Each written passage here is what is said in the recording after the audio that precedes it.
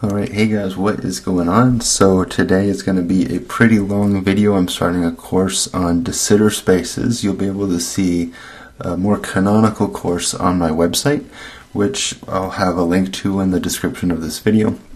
Many videos on de Sitter spaces, or many videos on this course and many other courses are already posted on my website. So you'll be able to go over onto the website, check out all the videos that are being published on a weekly basis. And so there's that. This is going to be something of a long video because this is going to be basically a giant review of GR before we dive into coordinate systems for de Sitter spaces and anti-de Sitter spaces, because I felt like a giant review of general relativity and the metric tensor, the Riemann curvature tensor, I felt like all of this is somewhat necessary for this kind of topic, okay? Because ultimately this hinges on this really hinges on general relativity. It's also going to hinge a lot on quantum field theory, right? So there's that, right? So this video is going to be a giant review to general relativity, and then we'll start getting into global closed coordinates and all that kind of stuff to really hit home the idea of a de Sitter space, what they are. So this is going to be somewhat of a long video. I also want to just mention that I know I've been absent over the past couple weeks. The reason for that is because I got a job, and so I've been trying to figure out how to balance my job life and my personal life and my life here on YouTube and on the new website that's up and running. So thank you for your patience on this. But now that I have a sort of a better canonical understanding of what this balance is going to look like for my life from here on out, I now have an idea on how I'm going to be able to have a consistent flow or output of scheduled videos for you guys in the future. So with all of that, let's go ahead and get started with a giant review on GR. One of the things I actually also want to mention also is that I'm starting a podcast on my website. So if you want to understand how I'm coming at understanding the world on the web, on social issues, cultural issues, and stuff like that, I find that stuff super interesting. I read a lot about it. And that's just going to be on the website. Some snippets are going to be on YouTube just to maybe entice you to maybe check out the website. But this is so I'm starting I'm starting a podcast as well. Anyways, giant review on GR. Let's go ahead and get started. All right. So de Sitter space. Okay, so what is de Sitter space? We're not going to answer that in this video. What we're going to do is we're going to go over a giant review of GR. So if we recall, okay, I'm not going to go through derivation. The big derivation that we're going to be going through here is the derivation of the Einstein-Hilbert action, because really from an action derives everything else. So we're going to go through a giant sort of derivation of the Einstein-Hilbert action, and then from there, in this same video, which is why this is going to be so long, we're going to derive the Einstein field equations, which are the equations of motions, the differential equations of motion for GR. All right. Okay. So the affine connect. So we have this thing in GR called the metric, right? From the metric comes everything else, essentially. The way we can sort of think of this is that we live on a manifold. And what is a manifold? A manifold is a smooth, connected thing that represents, it's a mathematical representation of space-time. So we can imagine we have a manifold. This is just in 2 dimensions. And at every point along this manifold, right, we construct a vector space, V. Okay, the vector space, again, it's this thing that in which we could place vectors, right? We could place a vector and it has components on it. Now the vector, this can be contravariant or covariant. If you don't really understand the difference between what contravariant and covariant vectors are, I would urge you to look at some of my earlier videos on general relativity for this, or tensor calculus for this. Okay. Okay, and so the idea here for a connection is that we want to be able to compare this vector with a vector adjacent in which we have a vector space here as well. This vector space here. I don't know why these dots always show up, but this vector space here, we have another vector, right? These things are 4 vectors, right? These are ultimately 4 vectors. This is a vector space V prime, say. Actually, I don't want to. Let's not say prime because we'll call it vector space X, large X, right? Because usually V prime denotes that there's a coordinate transformation, not movement on a manifold from one point to the next. So this would be point P. This say would be point Q. And so we want to be able to compare these two vectors. Okay, we want to compare these two vectors, and that comparison comes in the form of something called an affine connection or Christoffel symbol. All right. This affine connection or Christoffel symbol is really what this is it represents the change in some 4 vector, right? This 4 vector exists at some point P, right? And it's the change in that 4 vector from one point to the next. And we're paralleling, or this is the parallel transported vector, right? So that's going to be this vector here, if this is what we're initially started with. The difference between that and the original vector at a different point. Okay, and actually these are going to be at the same point, right? These are going to be at the same point P. This is just the parallel. These are the components on the on these guys here, right? So this would be like saying that we take what color do I want to use here? This would be like saying we take this vector here, we move it into here, and we compare the difference between this vector and this vector, because we can't really do math here and here at the same time. We have to do calculus.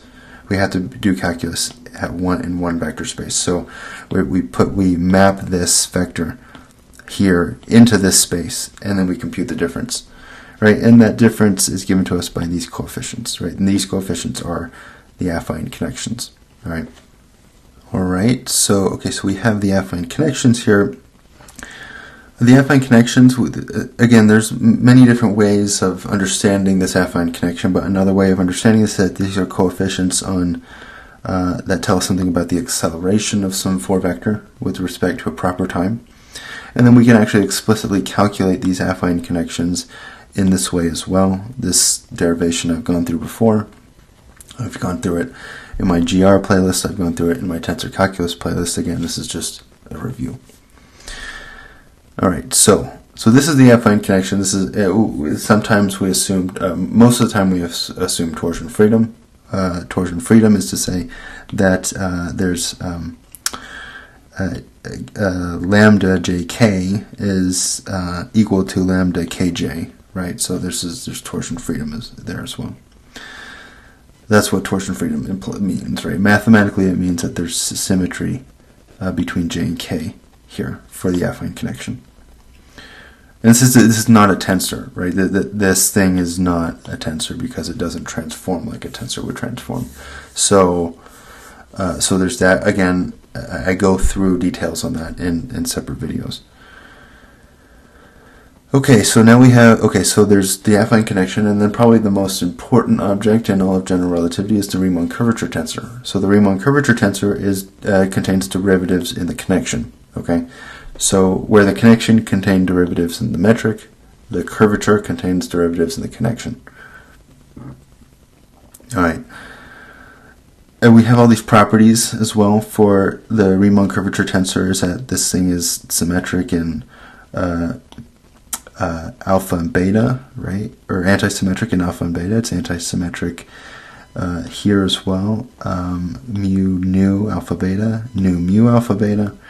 So so the point here, the big point here is that there's symmetries in, there's symmetries in this Riemann curvature tensor. The symmetries are in here, or the antisymmetries are in these guys, right? So antisymmetries are in these boxes, right? The symmetry is we have if we take this as a bunch, as a group, and then just move it over here. Whereas if we take, again, this bunch as a group and we just move it over here, right? So if we're bunching things together, we have symmetry there. If we're just swapping two guys within the box, these boxes, we have anti-symmetry. So it has all these properties, and we can use those to calculate things, right? So calculate general rules or general principles about the dynamics, whatever we want to calculate. These are just helpful mathematical tricks that we use quite frequently in calculating things.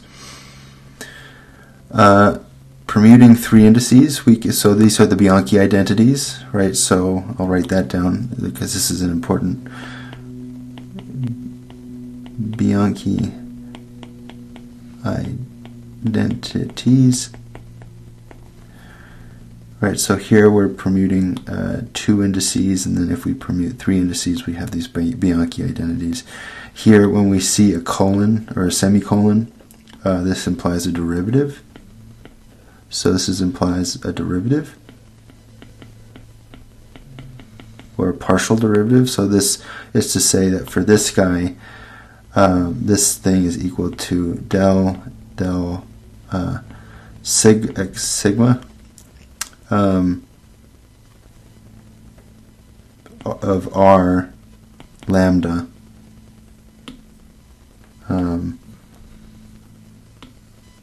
r lambda alpha nu mu.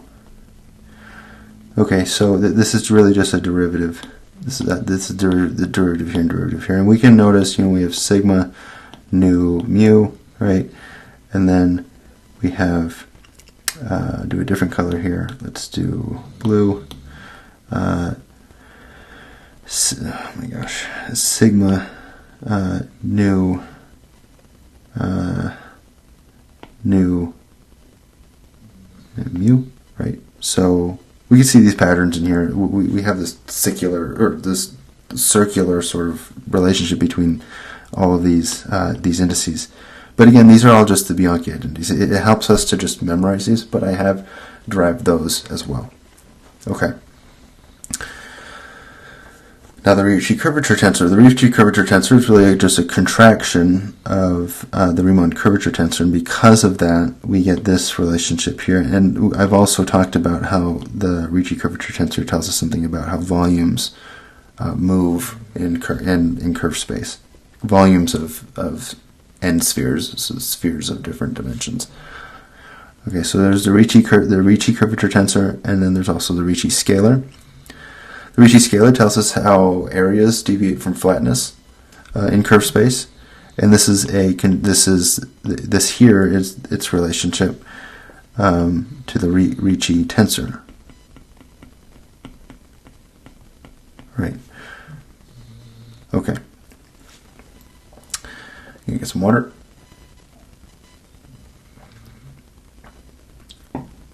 All right. So the Einstein tensor, the Bianchi identity of the Riemann curvature tensor is therefore equivalent to the statement the divergence of the Einstein tensor is 0. I say therefore, I haven't really talked about this. This was kind of copy pasted from an earlier video, but the Bianchi identity is equivalent to the statement that the divergence of the Einstein tensor is 0. That's really what we're reviewing right here. So this is 2, and this is it, right? So this is the divergence of a tensor. What a divergence of a tensor sort of like visually looks like to us is kind of abstract. This is kind of an abstract thing, but this when we say that the divergence of the Einstein tensor is zero, where we can actually come to these relationships here. And I've went through all of that in my series on GR as well. All right. The Einstein tensor is a projection of the Riemann curvature tensor on the n-2 dimensional surface. So in 4 dimensions, the Einstein tensor is a projection of the Riemann curvature tensor on a 2-dimensional surface. All right, and we write the Einstein curvature tensor in this way. So we can, here we're beginning to see some sort of remnants of what the Einstein field equations look like, because if we divide both sides by 2, we get something that looks really, really familiar to us if you are in GR, which is beta delta minus R beta delta equals minus G beta delta, right? Okay, so there is all of that. Again, this is just a review. I'm just reviewing, and then we're going to dive into understanding how we can begin to derive the Einstein-Hilbert action. Okay. So the stress energy momentum tensor. So this is the other side of the equation here, right? So because in GR we have geometry of manifolds, but then we also need to inject the physics into the picture here. The physics, it looks like it comes in the form of the stress energy momentum tensor. I've talked about this as well. So the components of the stress energy momentum tensor look like this, and this, right? So this is tt, yt, xt, zt, and then tx, right? So tx looks like this, and yx, xx, and zx. So we can just look at these and we can see, okay, we could sort of see patterns on how to calculate the components for the stress energy momentum tensor. The stress energy momentum tensor is this is a number vector or number density vector times or tensor producted with the momentum. Okay, so and each one of these has their own physical meanings to them. And so this here, right? This is the energy density. This would be 0, 0, right? This would be 0, 0. And this here is this is going to be the momentum density in some volume in space. This is going to be the energy flux in some volume of space. This is going to be the shear stress of that volume of space, this as well. And then the yellow parts here are pressure in that volume of space as well, also. I've sort of gone over also in my GR playlist on how we can understand electromagnetism in this context as well, through the Riemann conditions and all of that. But to sum up as a matrix, we have this thing right here. Okay. Another way of writing our symmetric electromagnetic stress energy tensor is going to be like this also, right? So this is our stress energy momentum tensor. These are our electromagnetic field tensors, and then same thing over here. We just have the Minkowski metric, so we can write this as well. And I've talked about this also. The Weyl tensor, I actually have. So I'll show you guys what the Weyl tensor. So this is the Weyl tensor, right? But if we go back really quick, the Weyl tensor is really when we start talking about conformal transformations, which is really what we're going to start talking about when we start thinking about the ADS-CFT correspondence. What we want to know what conformal field theories are. When we start talking about conformal transformations, this is really what a conformal transformation looks like in GR, right? It's this function times the metric, right? So we're scaling the metric. So this is to say that there's this local scaling of the metric wherever we go in space and time. How you measure a physical thing in a lab over here is how you measure like a physical distance or a unit of time in a lab here, if that's just scaled up by a constant, like say 1 centimeter to you in a lab over here is just scaled to what 1 centimeter would be like in a lab over here. That's going to be like a conformal transformation, right? So this isn't like Lorentz rotations or boosts or anything like that. This is a scaling of the metric. And the point here is that when you scale the metric, the physics should still stay the same, right? if I measure something over here that and the physics is doing something, and then I measure something over here just using a different unit, just scaling my unit of measure, the physics should still be doing the same thing, right? So the physics is conformally invariant in that respect. And so that's what this scaling looks like.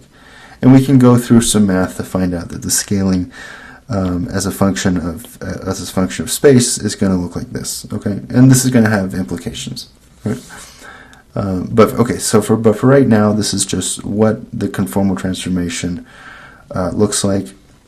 With this, we can calculate the Riemann curvature tensor, the Ricci curvature tensor, and the Ricci scalar. And we can see that the relationship between all the forms of curvature relies on this B tensor, which again I've covered in quite detail on my GR playlist. Okay, and so these are all these relationships, right? This is just a tensor that sort of connects everything together.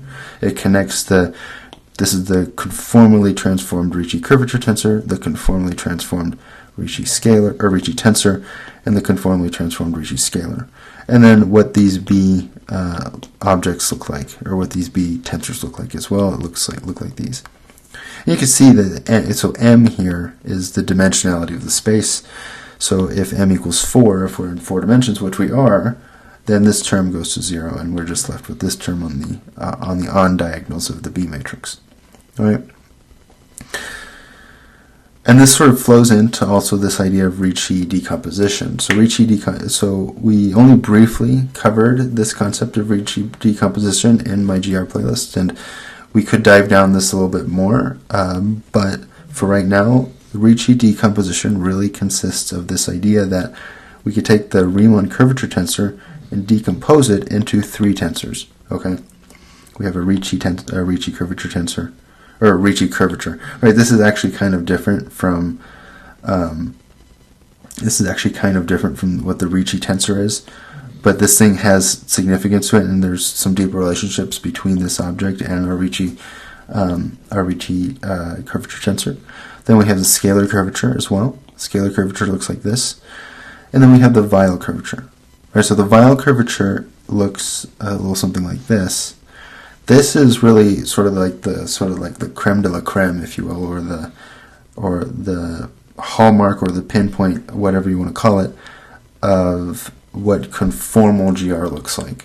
So conformal GR looks like you take the Riemann curvature tensor and you kind of squish it. You squish it down to this flat space, and then you work with that flat space, because things in flat space, that's what we're familiar with. We're not really familiar with like the grander scheme of what the Ricci tensor looks like.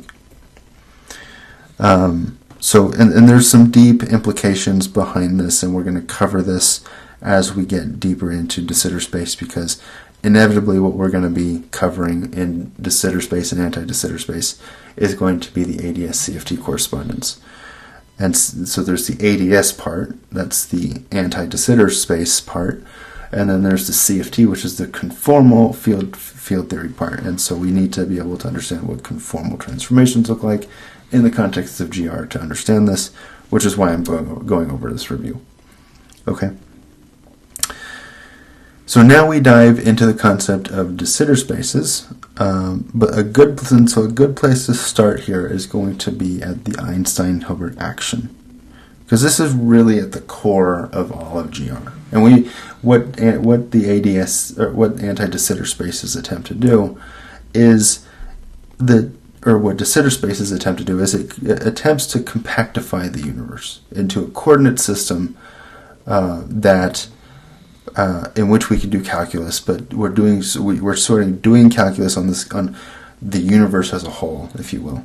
And we'll see how this works. We'll see how time is parameterized to make this all work.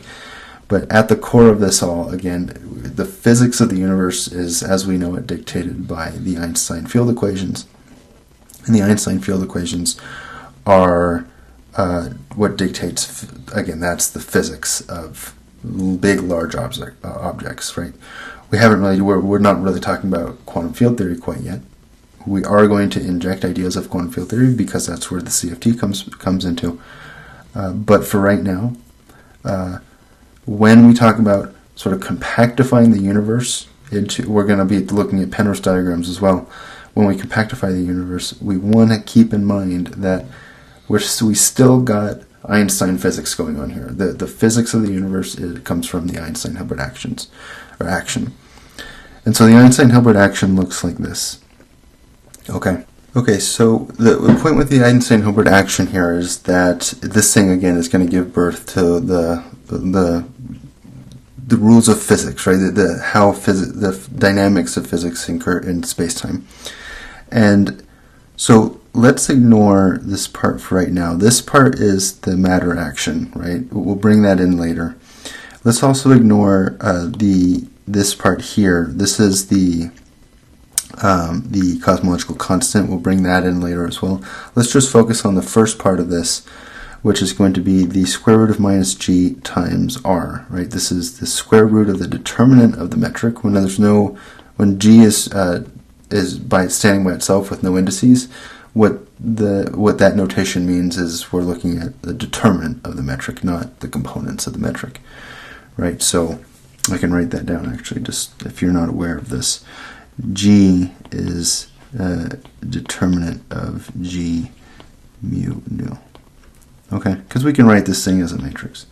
We have been writing this thing as a matrix.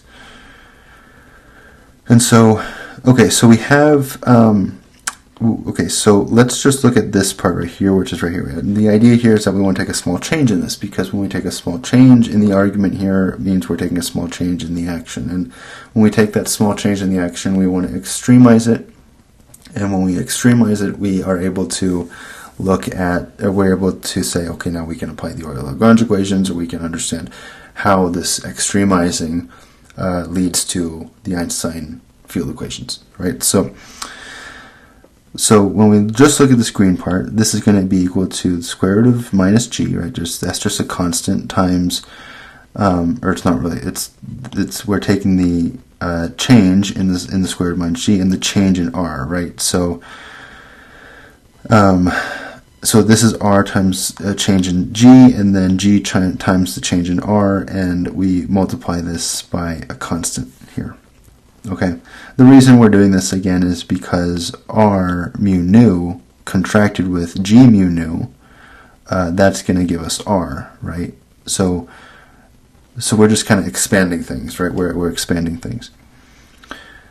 And so this thing here, I've calculated, I've shown before, didn't really talk about it initially, but that's, and when we look at the variation of the metric, we get all these different equations for how the change in the derivative of the metric changes, or what the change is in the derivative of the metric, what the change is in the square root of this, and we have this bit right here, which is what we're looking at. And then we can also do this for the f, or the connection coefficients, when these two indices are the same, right? So there's this here as well. But let's go back. We're using one of those equations, and we see with this guy we just get this right here. This one's a little bit weirder, right? Because we need to take a variation in the Ricci tensor. The variation in the Ricci tensor looks a little something like this, right? This is here we have, so we're multiplying this guy by this, right? So we have the square root of g, and then g mu nu, and then delta r mu nu. This thing is going to be equal to this, okay? And this thing we're calling a vector called the Palatini vector. And this thing has implications for the boundary conditions of what general relativity looks like. And this is going to be important to us later on as well.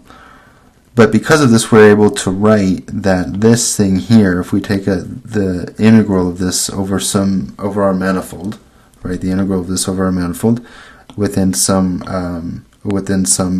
d-dimensional volume, this is going to be the same thing as taking the divergence of our Palatini vector, okay? Also sometimes called the Lovelock vector. But so we'll see why. I sort of just kind of showed you that this is just like magically equal to all of this. What we're gonna be doing in a good section of this video is actually deriving this relationship here. So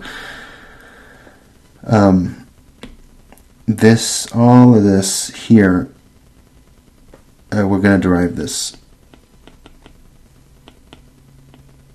in this video, right? So just keep on watching, and I'll show you why this is the case. But and so there's this, but we get and because of this divergence over this volume on this manifold, this is actually written as a boundary condition, right? And so effectively, we will actually be able to ignore this, because if we're looking at infinite, if the boundary is way, way far out, we consider that as negligible, and we don't consider it in our physics, okay?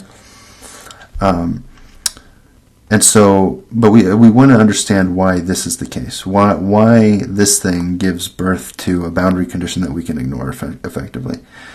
Because oftentimes I feel like when you're learning GR, when you come across this term, right? When you come across this term, people just say this is just like a boundary condition. We can ignore it. I kind of want to sort of go deeper into that and really help us understand why exactly this thing is a boundary condition. This is actually important, because the Palatini vector, when we start talking about like compactifying the universe into a coordinate system that we can that we want to be able to do physics on, there's this Palatini vector. It is sort of what helps us get there.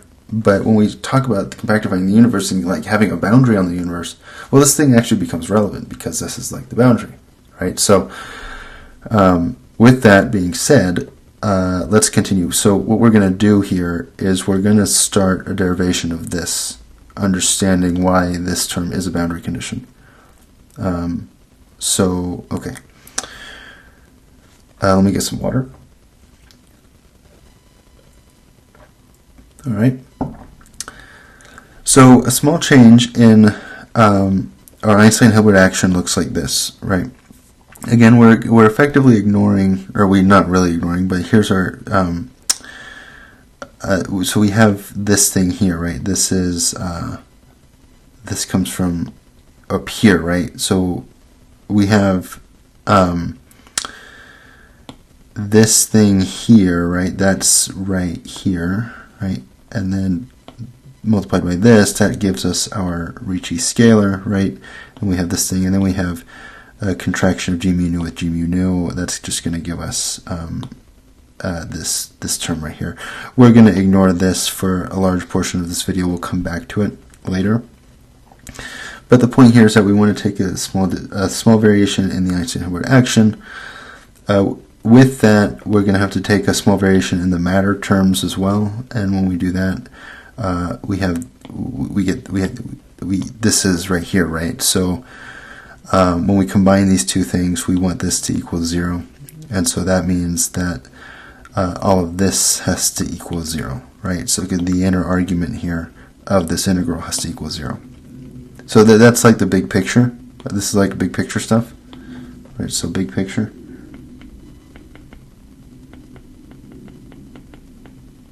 And we'll come back to this because this is obviously important. Okay. So I've outlined how we're going to go about doing this, so let's get the hard part out of the way. First, this is defining the boundary condition, or the Palatini vector. Why this is a vector, why we can effectively ignore that one term that we were talking about. And so, okay, so let's do this, right? So this was the Palatini vector, right? This is that Palatini vector, also sometimes called the Lovelock vector.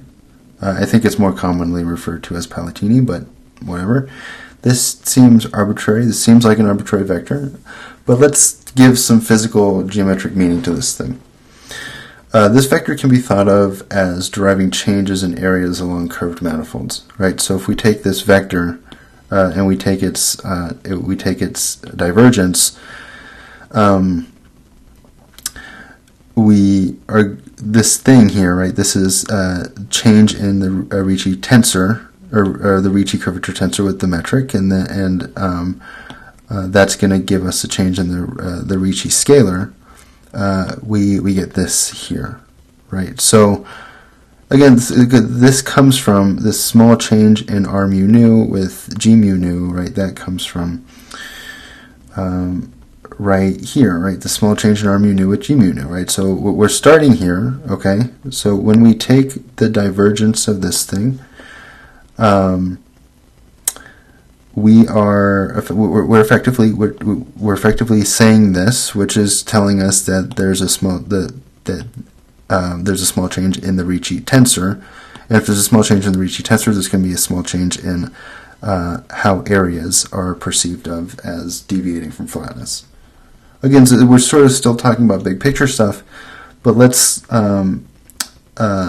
start diving into this. This means that any sort of divergence in the Palatini vector will drive areas in n-dimensional spheres. So a way to think about this vector is that it carries curvature information to the boundary of space that we're integrating over. Okay. So this is important. This is a good way of thinking about the Palatini vectors. It sort of carries curvature information. Okay.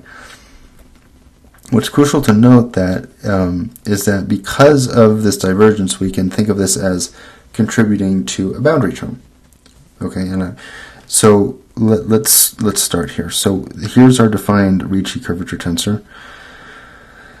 Excuse me. We can contract things again. We could say that here we're effectively saying rho equal to mu, right? So rho equal to mu. So right. So the Ricci.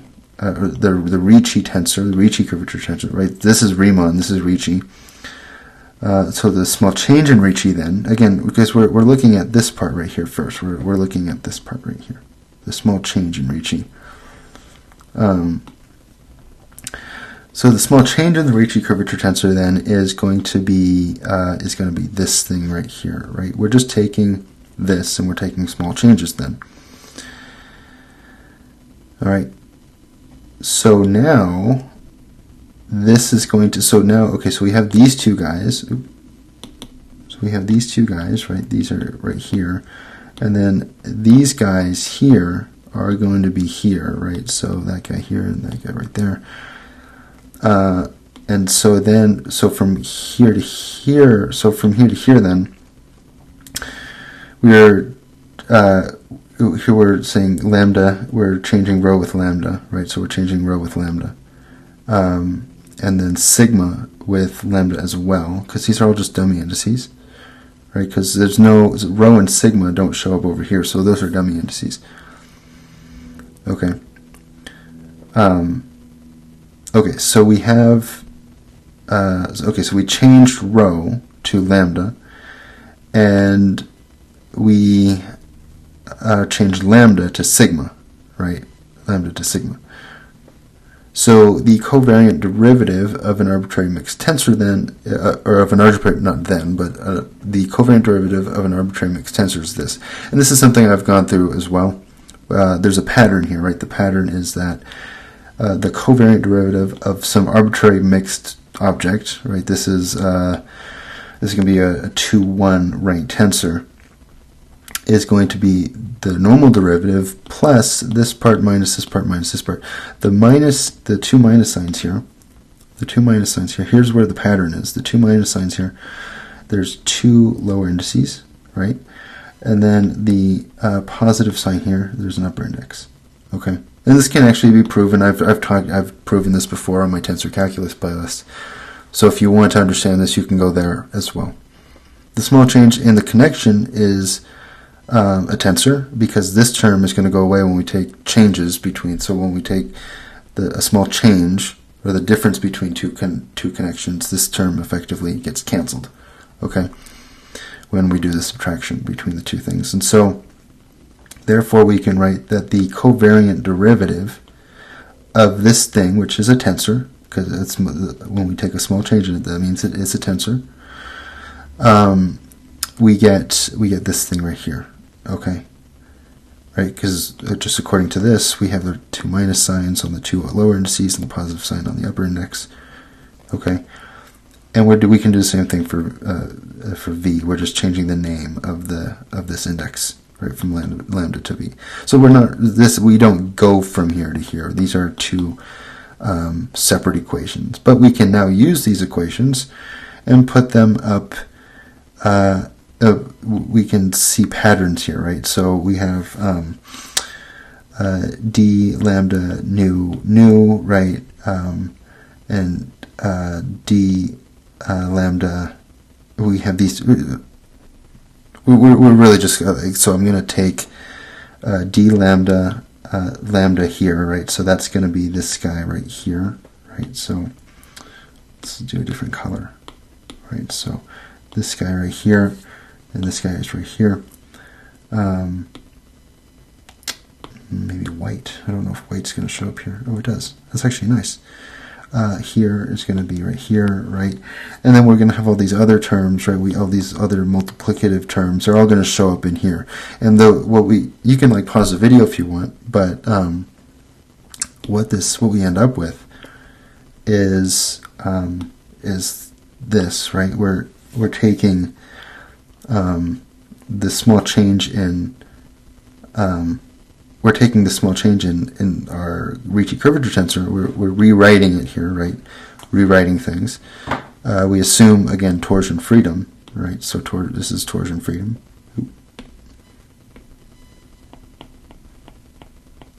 Torsion freedom.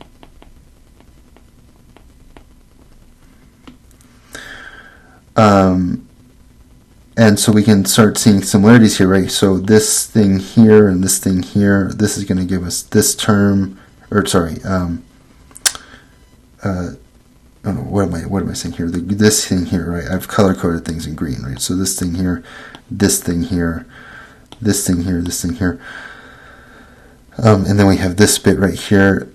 If we just change the name of dummy indices here, this thing can get renamed as this. This thing can get renamed as this. This is green, so it's going to get bunched in with these two guys here. This is red, so it's going to get bunched in with these two guys here. And what we can see here is that lambda lambda lambda here, and then lambda over here. That matches lambda lambda lambda. Lambda, right? These things here, they all match. They all match up, right? So we have this thing here, everything in green basically. When we do these changes in variables, or these changes in index names, everything matches up, and we can write that the change in the Ricci scalar, or the Ricci tensor, sorry, is equal to just the difference in covariant derivatives of changes in the connections. All right. Okay, this is a mouthful, but this is actually useful. This is actually useful to us, and so we can plug this into our next seemingly arbitrary equation here. So here, right? So this is what we had initially, right? This thing here was equal to all of this, right? That was that on this page? Yeah, right here. Right. So again, we want to derive this thing. So we're going to rewrite this thing now, which is right here. This is called metric compatibility. This is a metric compatibility condition.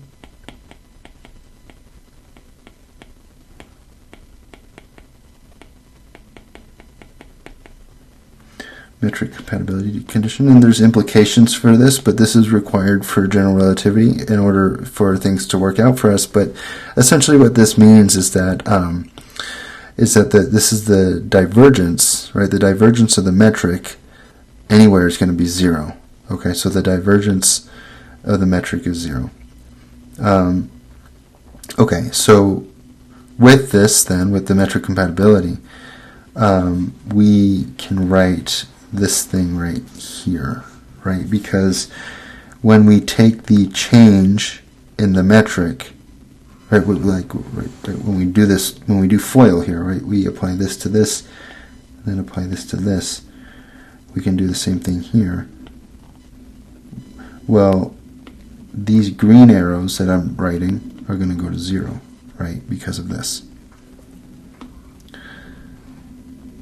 Again, if you're not sure with what metric compatibility is, there's already tons of videos on YouTube that talk about metric compatibility. So I'm not going to go too deep into that in this video. But that's what we're using here to get from here to here. All right. And we could see now how things are going to work out, right? Because, okay, one thing we want to do actually is, as an aside, we can actually calculate the following equation here. If we take this guy here, right, this is just a definition of the connection. And so here we have, let's see, we have sigma mu nu.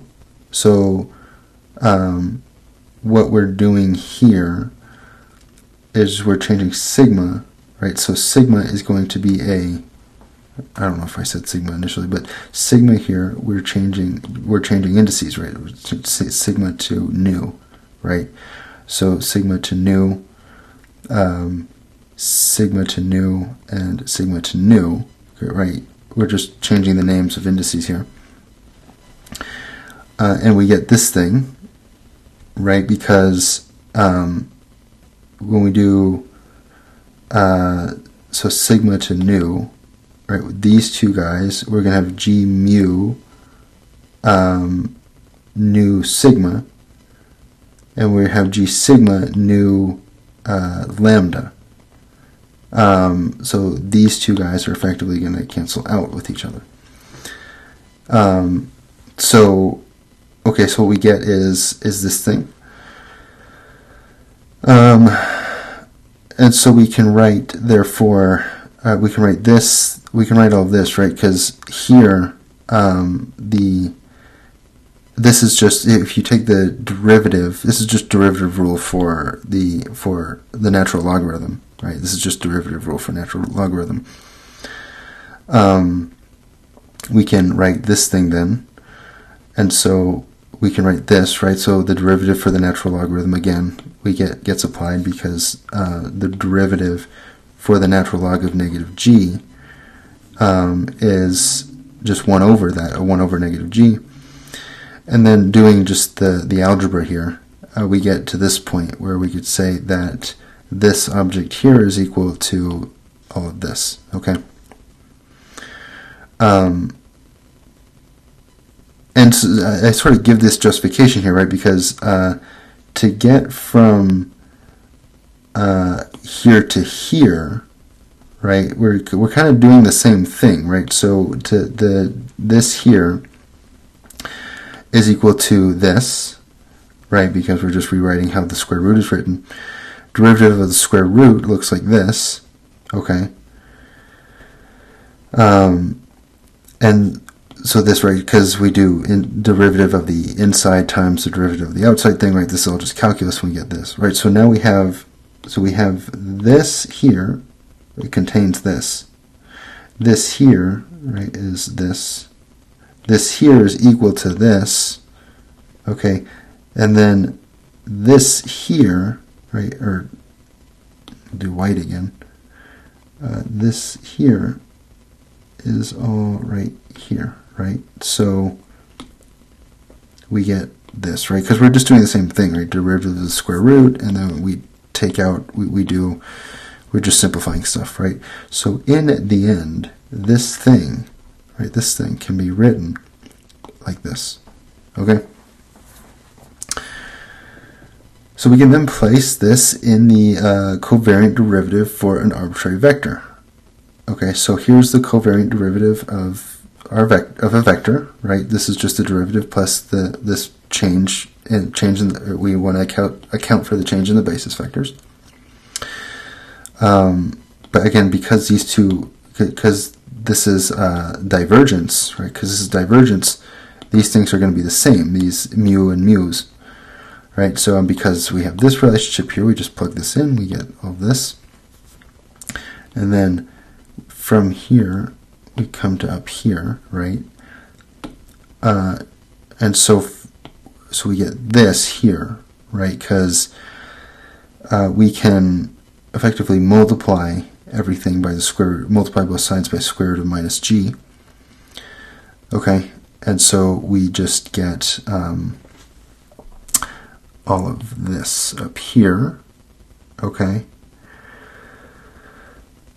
And so we get this, right? So we can divide everything by square root of minus g, did I actually multiply? I took, what did I do here? So, a derivative, so this part here is right here, and then multiply this, that's going to be this part. Yeah, I multiplied. Oh, I see what's going on here. I see. So we multiply everything by square root of g here. Let's actually erase this. This is a little bit misleading. This is equal to this, right? Right. So this here is equal to this, right? Because this is just a square. This is a chain rule, or a product rule. Sorry, this is just a product. This here is just a product rule.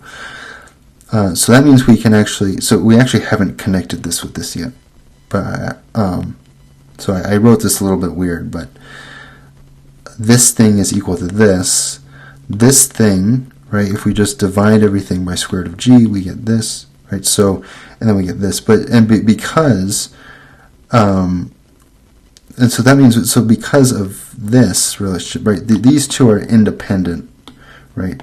Pretend there's a line right here. There's no connecting, right? There's nothing connecting them. So we start for, this is just a product rule. This is just covariant derivative, right? So this is just product rule. This is just covariant derivative.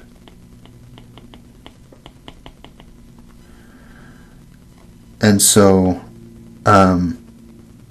so what we can get then is that this thing here is equal to this plus this, right? Because this is all of this. But so that means this is equal to this plus all of this, because this is equal to it, right? So the connection here is actually this thing here is this thing, right? So we can actually therefore say that all of this, we could put all of this into here, but because we have we're going to get the square, we're going to get these two guys are going, they should cancel, right? They should cancel because let's see if I plus sign here. So I'm being a little bit unclear. I'll sort of rehash a few things here. Actually, the point that I'm trying to make here is that this thing here, right, all of this is equal to all of this, right? But because this is equal to this, then that means this is equal to this, right? So what we can write then is this right here. And this is going to be useful for us because now we can come back to this equation, right? This equation is what we had found, or is what we had talked about in right here, but we got this equation again from here, right? Again, everything comes back to this equation right here. What this is all telling us is that we have this, we can come back to this now and we could say, okay, if we define our vector to look like this, well, these terms are going to get canceled out, right? These terms here are going to get canceled out because this here, what we can do is, when we plug this vector,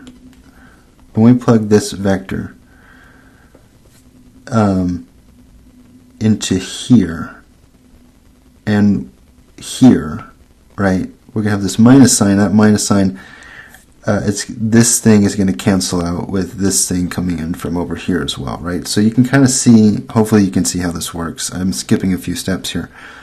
But again, the point I'm trying to make is that when we do this, right,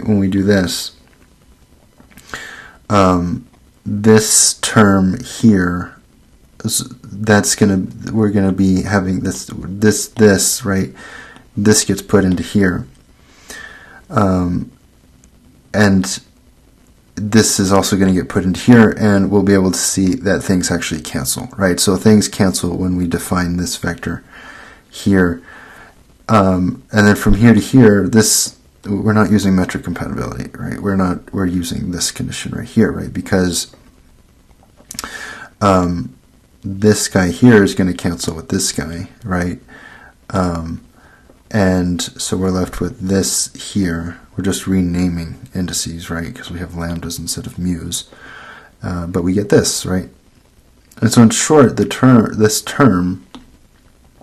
is a total derivative, right? This term here is a total derivative of this thing, because it can be written as the partial derivative of a vector density. This is our vector density, and thus the integral reduces to a surface integral, making it a boundary term that can be discarded under standard assumptions of fixed boundary conditions for metric deviation. So what this all means, I thought there was something to erase here. What this all means is that when we integrate both sides, we can integrate both sides, but because this is divergence, right? This is divergence from the boundaries. This is a divergence equation because we have this del lambda here. This is really just a boundary condition. And so we could see that through all this math that we've been doing, all this math and physics that we've been doing, we can actually show that this term that we see here in the Einstein-Hilbert action, when we take small changes, is indeed a boundary term, because it reduces down to this thing, which very clearly is a divergence along the boundary. Okay. And so we really just used, like, we went from here, right? What we did is we defined a change in the Ricci tensor, right? That change in the Ricci tensor was this thing, okay? And then what we did is we calculated this object here, right? This object, the divergence of a 4 vector in terms of derivatives of the metric, okay? And then we were able to see this, right? We were able to see that this is indeed equal to this, and so this thing is indeed a boundary term. So what we're left with is just that, is just this right here, right? So this green part, again, is now just, we can effectively ignore this guy because we've shown that this is a boundary term.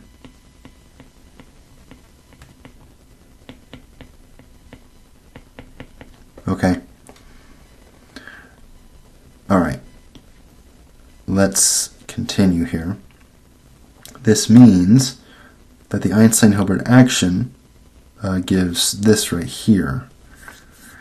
Because we were able to effectively, if we just go back, so these guys are going to contract to give us that Ricci scalar, which is what's right here. So, okay, so, and when we re-add this cosmological constant, we just get this part here, and we can recall that a small change in the square root of the derivative of the metric looks like this. And so when we take changes, right? So we change. This is just a constant, right? Change in this is going to be this times this thing, because the other term we said was a boundary term, and so we just get this guy here. So we're effectively able, right? What we've done, right? Really effectively, what we've done is we've made it possible to get from here to here, right? And say that R mu nu, G mu nu. I'll write that up here. G mu nu can get canceled out and so we just get this term. Not really canceled out, but we can ignore it, and we have sufficient reason to ignore it now because it's a boundary term on our space, right? And we want to start thinking about like boundary terms on the universe, and so that this Palatini vector is going to be very important and useful for that later on. This is not the Palatini vector, but the Palatini vector makes this possible, right? And so there's this sort of underlying assumption that there's this special unique vector called the Palatini vector that is essential for defining this boundary term on a volume of spacetime.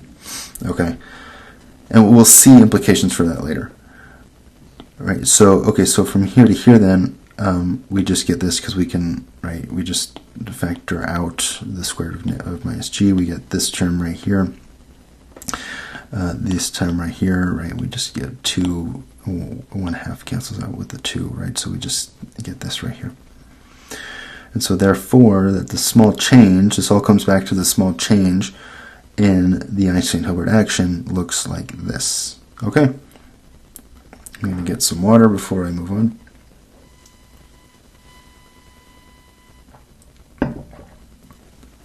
All right.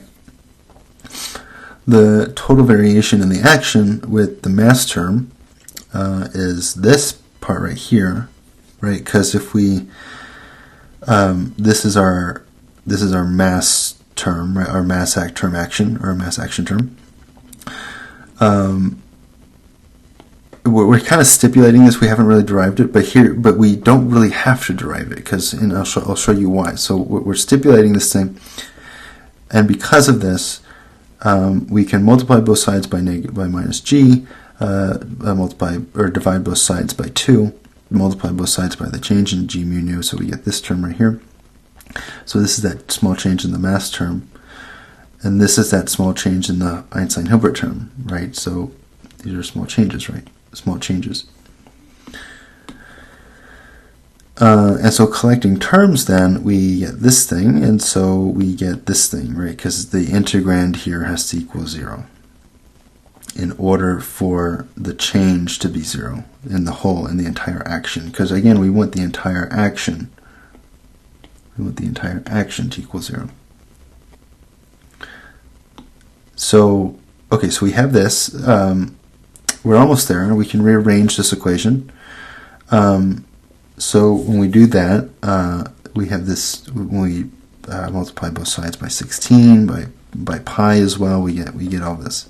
Really, we could stop here, right? This is the Einstein-Hilbert equation, but we can do a little bit more with this, or not the Einstein. This is the Einstein field equations, but we can do a little bit more with this. We can multiply both sides by g mu nu, or contract both sides with g mu nu. We get this. This is important, right? Because g mu nu with r mu nu, that's just r. G mu nu with g mu nu, that's just the dimensionality of our space, which is 4. And then we have all of this out here, g mu nu with t mu nu, that's just a contraction of both indices on t. Right, so we have this. What we can also do with this equation is we can say, we can bring this term to one side. To get from here to here, then we just use this relationship then. This is like an internal relationship within this equation, right? Because we can say that r, so we have r mu nu, that minus 1/2 g mu nu r, okay? Why are we doing this minus 1/2 part? Because when we do this,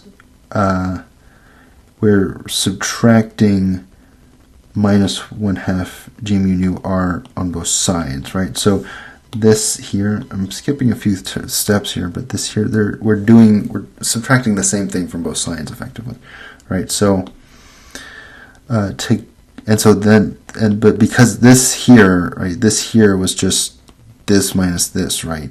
And so that's that r bit, right? So it's that r bit. But from here to here, then, this is just like smooth sailing now, right? Because we go from this thing here is equal to all of this, right? Because when we just do this multiplication, we get all this. And then from here to, or from here to here, then, we define this thing as g mu nu. This is our Einstein tensor, right? And we've sort of seen how the Einstein tensor is equal to this, right? But when we define this, now we're just rebunching a bunch of all of this together, right? So we have 8 pi gt, right? So that's this part, right? So this part is right here. 4 pi gt g mu nu. I'll do that in red, or no, I'll do that in blue. 4 pi gt mu nu, right? And then in red, we have this term and this term, right? Because we were just subtracting one of those terms from each other to get that. So we can factor out 8 pi g, right? And 4 is just 1/2 of 8, so we just get this part right here, and then we have this right here. Okay, so we have this, which is quite interesting. Let's cap off a few things here. This equation is exactly the Ricci tensor Einstein field equations transformed transformed by the equation this right here, right? So when we take this guy to this side of the equation, then we get this, right? This is g mu nu, right? Big G mu nu. This is that other term, and so we get this, and this is the Einstein field equations, right? So the requirements, again, keep in mind the requirements to achieve this was to say that we define this vector here, right? This almost looks like a no, it doesn't actually. So we define this vector, right? This is the Palatini vector, right? So this is the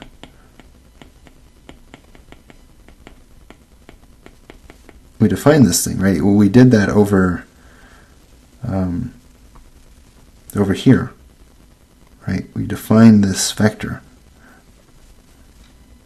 and in doing that, we were able to recover Einstein field equations, right? So the Palatini vector is super important, right? It's super important. It tells us something about the boundary conditions, why we can effectively ignore boundary conditions.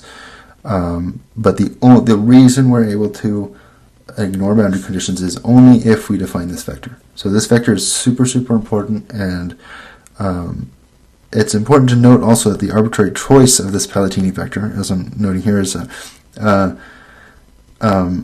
we chose is relevant to a new term in the action that we will call the Gibbon-Hawking-York term.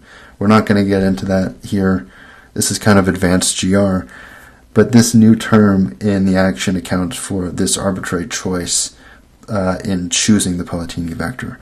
But for right now, we're just going to say, this is a vector that helps us recover the Einstein-Hilbert action. And because of this, we are, and also because of this, right? Also because of this right here, we're able to recover the Einstein-Hilbert action as well. So these are the two requirements, right? These are the two requirements to get from an action that looks like this to an action that looks like this. Okay? And the Palatini vector is probably a little bit more important because this can actually be somewhat derived, but for right now, what we're seeing is that we've defined this vector. We can account for arbitrarily choosing this vector by defining this thing here, but this is on the boundary, right? The boundary of the universe is like an interesting place. No one's ever been there, right? But we're defining all this arbitrary stuff, and then to make sure we can get the Einstein field equations back for us, and to make sure everything works physically. But we want to keep in mind also that we have this Gibbon-Hawking-York term that's going to account for this arbitrariness here. But for right now, that is a giant, big-ass review of general relativity. So again, please keep in mind that if you want total derivations and all that stuff for this very interesting concept of GR or more broadly, perhaps not more broadly, but for the de Sitter space, for this course on de Sitter space and anti-de Sitter space, please consider going to my website where courses are going to be coming out, or videos are going to be coming out within that specific course on the website. So with that being said, make sure to hit that like and subscribe button, and I will see you guys in the next video. Bye.